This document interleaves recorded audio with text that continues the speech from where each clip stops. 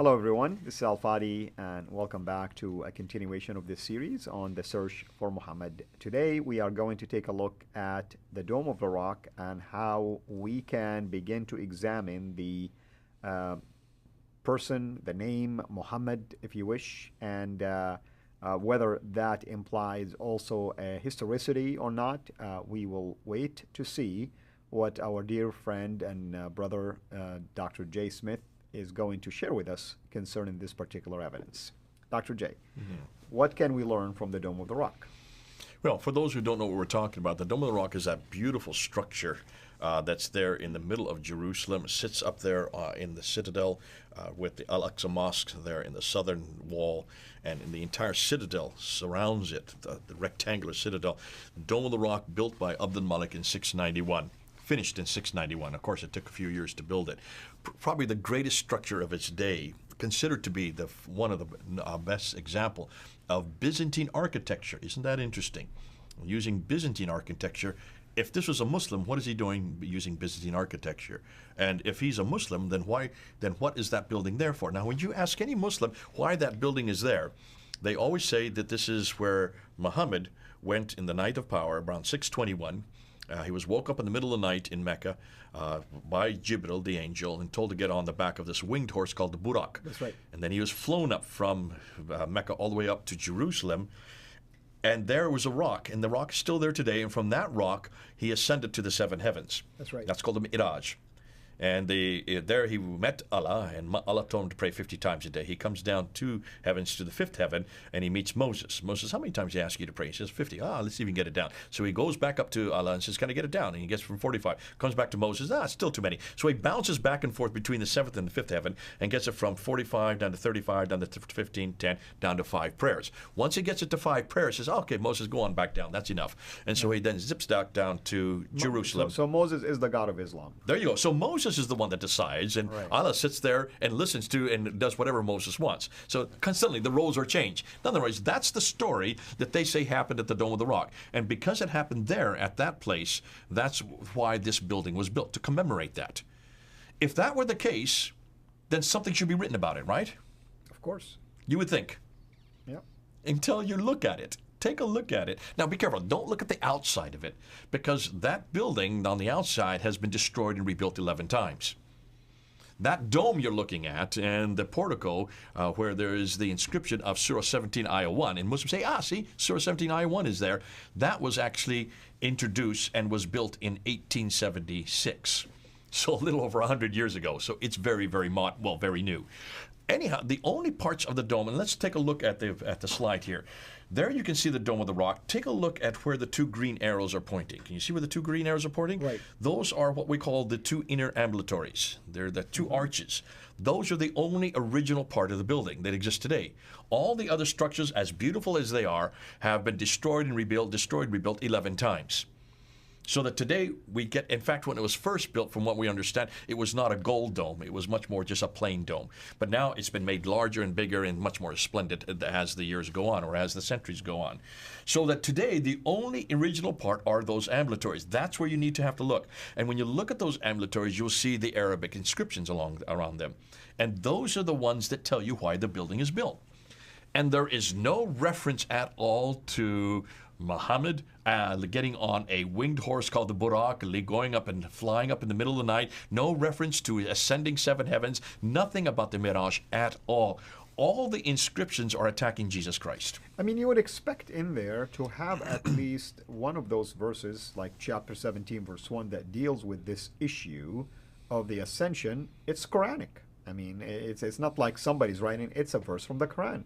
But you don't find this. You find other verses that attack Jesus. Well, actually, if you look at chapter 17, verse 1, there's a real problem with that, because what it says, we know he that, went from the great mosque to the farthest mosque. If the great mosque was revealed to Muhammad in 620 to the farthest mosque, that means there must have been a mosque in Jerusalem in 621. And that's what the mosque point. were there in Like, Jerusalem in 621? You would expect that verse to be there if really it is something to brag about. But even that's a historical anachronism. Right. How can you have a mosque in Jerusalem in 620 when there were no Muslims in Jerusalem until 638? And it wasn't built until 692.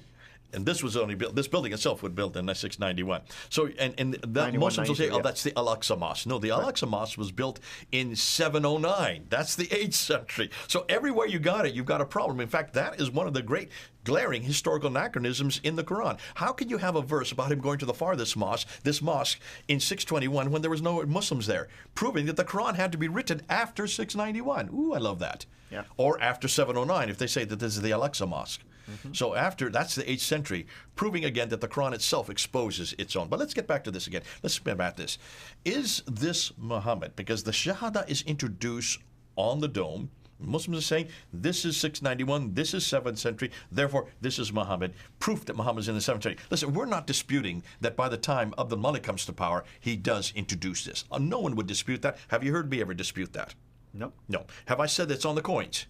No. Yes, I have. I mean, you're talking about the Shahada. The Shahada, it's on yeah, the coins. the Shahada, but there was a development. That's right. Have I ever said it's on the protocols? Yes, I have.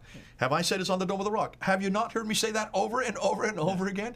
That it's Abdul Malik that introduces Muhammad. Yeah, but the coins is interesting. That's why I was referring to this, because it seemed like the Shahada was evolving in the coins. Okay, because it always talked about the Right. Shahada, that there is no associates. Right, But that's exactly. not the Shahada we do today. That's right. Including on the Dome of the Rock. It also says, and there's no associates. That's not part of the Shahada. That's an attack against Byzantine Christianity, against the idea of the divinity of Jesus. And that's why this La ilaha illallah Muhammadur Rasulullah, I'm desecrated. You say it better than I do.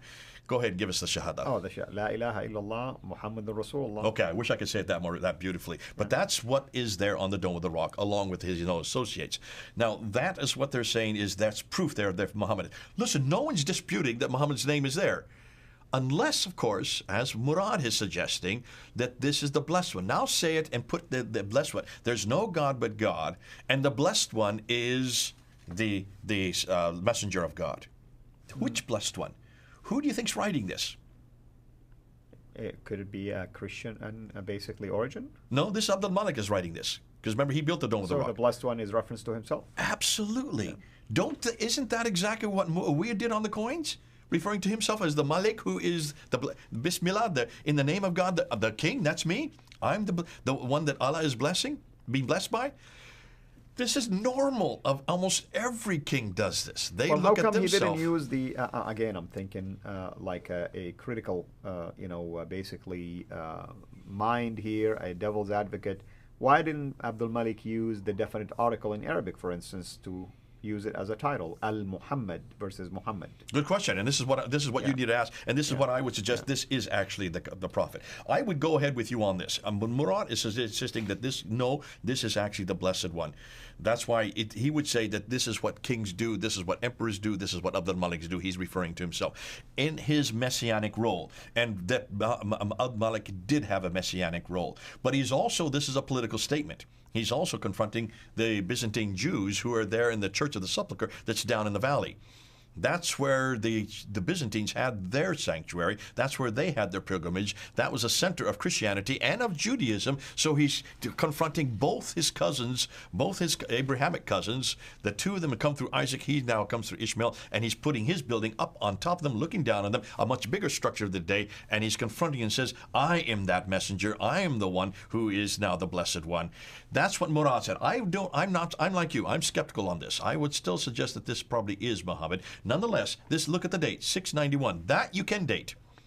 Remember in the last episode? Yeah, the late date is still peculiar, no doubt. Why would no, his this is name an early pop date. up? 691 is quite No, early. what I'm saying, if you're talking about a character that died in 632, how come we don't see something like this until 60 years later. Yeah. That's true. And that's where I would agree with you on that. Yeah. And I think we're both on the same page on this. And I have said that whenever I've looked at the coins, I'm assuming that is Muhammad that Abdul Malik is introducing on the coins, or Ibn Zubair in 685 that people have thrown me. Listen, whether it's Muhammad or Zubair, Zubair is under the auspices, under the authority of Muhammad. Now, I just got a reference from a Muslim saying, no, Zubair hated Muhammad.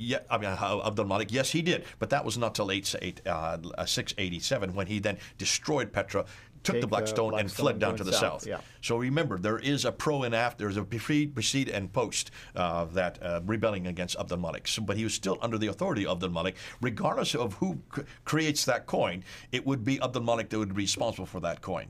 Okay, so in every case, we're talking about the time and the period of Abdul Malik that this is introduced. So this Muhammad, I wouldn't have a difficulty of saying that this is the Prophet Muhammad. I know that Robert Spencer disagrees with me. This is an ongoing debate. It's a healthy debate. We need to continue that debate. Nonetheless, if Murad or Robert Spencer are correct, and Mel would also agree with them on this, then the conclusion is that Muslims cannot use the Dome of the Rock to support Muhammad's existence in the 7th century either, any more than they can do so with the Quran, and one of the foundational pillars of Islam begins to fall even further. I won't say that right yet. I'm still on the fence. I'm like you. I would suggest that this is the introduction of Muhammad the Prophet, and if that's the case, then this is why they have to put a prophet there, because they need a prophetic line. Mm-hmm. And I would suggest that what Abdul Malik is doing here, he's introducing that prophetic line. He's introducing his Muhammad. The problem is that Muhammad that he's referring to, as we're going to see in the next episode, who is this guy? I've been intimating we're going to get to that. We're going to get to that. Who is this guy that they're referring to? There is a Muhammad in the 7th century. And I would suggest that maybe this is the guy he's referring to, or it could be the Blessed One. Nonetheless, we're going to have to leave it there until we get to the next episode. And these are just valid questions to ask, of course. All we're doing is we're putting it out there. Could it be? White paper. Right, exactly. And also, these are very valid questions to ask. We have enough information now where you can talk about these theories, if you wish, with confidence. But you cannot take just the traditional view anymore, just blindly, without questioning it. And can we now say categorically that prior to 691, when this building was built, prior to 692, when the coins were introduced, prior to 691, when the protocols were introduced, where Muhammad is introduced on those protocols, coins, and the Dome of the Rock, there is no Muhammad that is anywhere close to the traditions. The Doctrine Jacobi you cannot use. The Constitution of Medina, the Pact of Omar, you cannot use. You cannot read the writings of Sabaeus anymore. We've debunked all of those. The Quran, I would suggest, could be Muhammad, but that comes even later. That comes after the Dome of the Rock. Interestingly, even these verses, even these writings that are on the Dome of the Rock are Quranic. They are from chapter 4, verse 171. They are also from chapter 112 of the Quran. But they're not the same that you find in the Quran, but they agree with the coins that Abdul Malik introduces in 692, 693, and 696. Right. Those all have the same references that are on the Dome of the Rock. The Quran then creates and lifts those references, but changes it, takes out the associates, and introduces just the Shahada of the God and Muhammad himself, which seems to suggest that they are now looking socially. Those introductions in the Quran are coming possibly from the late Umayyad period or the early Abbasid period. Here's that Umayyad Abbasid back and forth. We're going to be getting about that problem between the Umayyads and Abbasids finally when we get to our conclusions. But I just want to put that in there because I have been saying I'm going to talk about the Abbasids. Hold on to a minute. We are going to talk about the Abbasids because all of this plays into that as we're seeing this evolution of how this Islam is finally being formed. So next time we're going to start talking about this tension? No, not yet. Well, yes, we are. Yes, we are. We're going to talk about who then is this Muhammad from the 7th century. Right. Very good. All right. Thank you, brother. Thank you, everyone. Hope to see you again next time. This is Al Fadi. Over and out. God bless. Thank you so much for taking the time to watch this video. We can't make these quality videos without the help of partners like you. So please consider becoming a Patreon supporter today at patreon.com/Sira International. I want to make sure you always get notified when we release a new video, so please click the bell to be notified, and of course, make sure to subscribe to this channel. If this video was helpful to you, please click the thumbs up. Thank you.